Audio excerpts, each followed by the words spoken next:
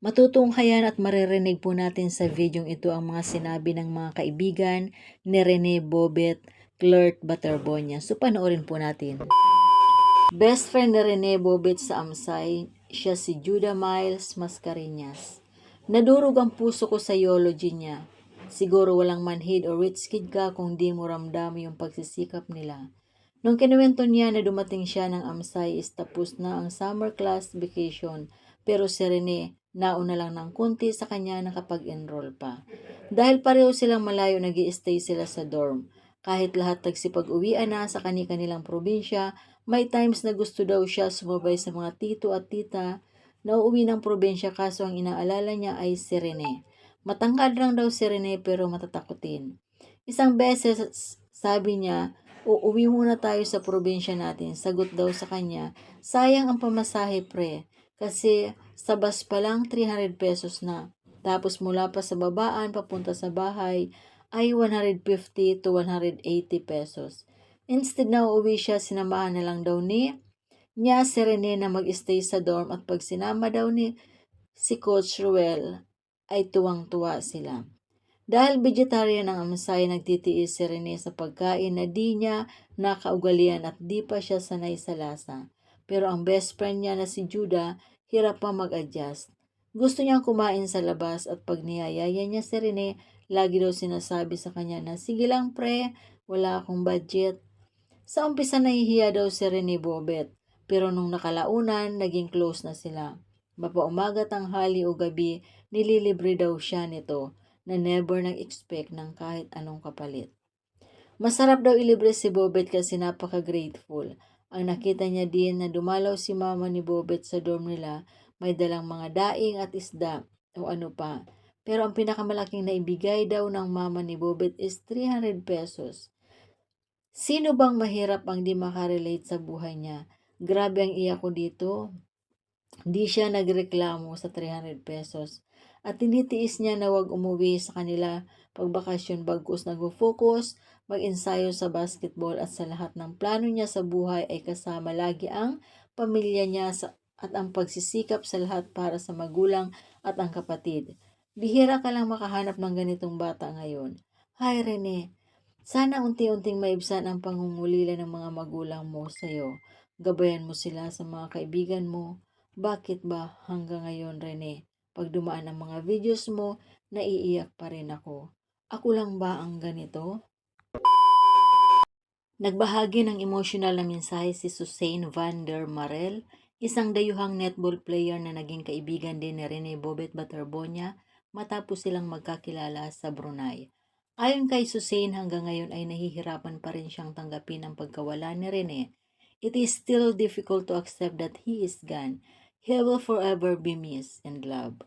Ipinakita ng kanyang mensahe na ang kabutihan at inspirasyong iniwan ni Rene ay umabot hindi lamang sa Pilipinas, kundi maging sa kaibigang nakilala niya sa ibang bansa.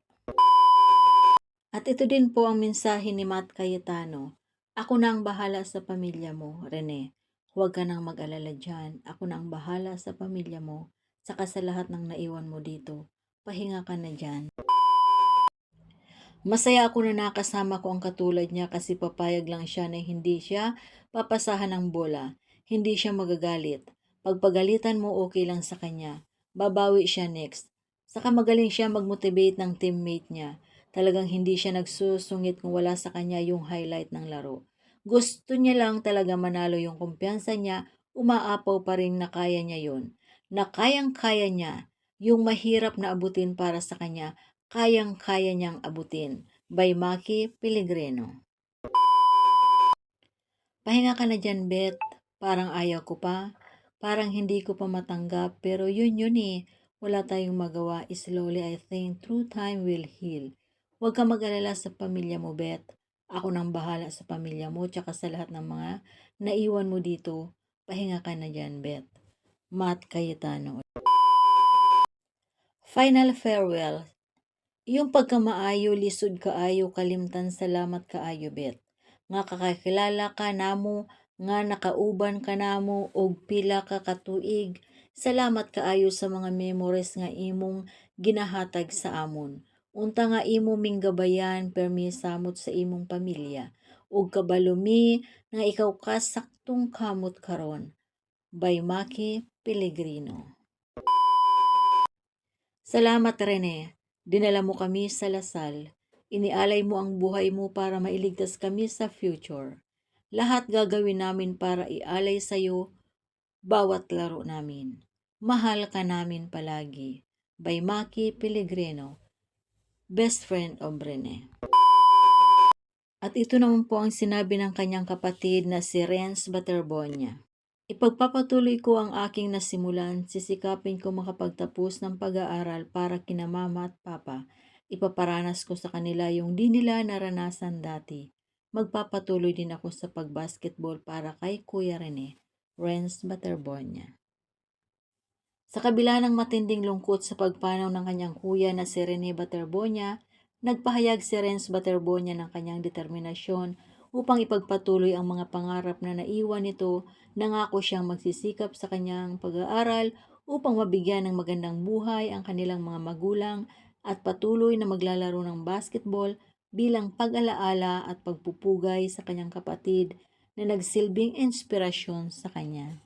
Renz Baterbonia. Rene says, Ma ako nang bahala sa June, provided na lahat sa June, dyan na ang pangarap natin. Ma, may pera ka pa? 70% sa iyo, 30% sa akin. Ikaw na bahala sa pera kahit anong gawin mo. Ma, ako nang bahala. Meron pa natira sa allowance ko. Baka wala ka ng pera dyan, ma. Bigay ko sa iyo to. Nakakapaninding balahibo ang mga naiwan na alaala ni Rene Baterbonia sa Pilipinas. Isa siyang hero, batang hero ng Pilipinas. Fly high Rene, fly high Divine Adeli.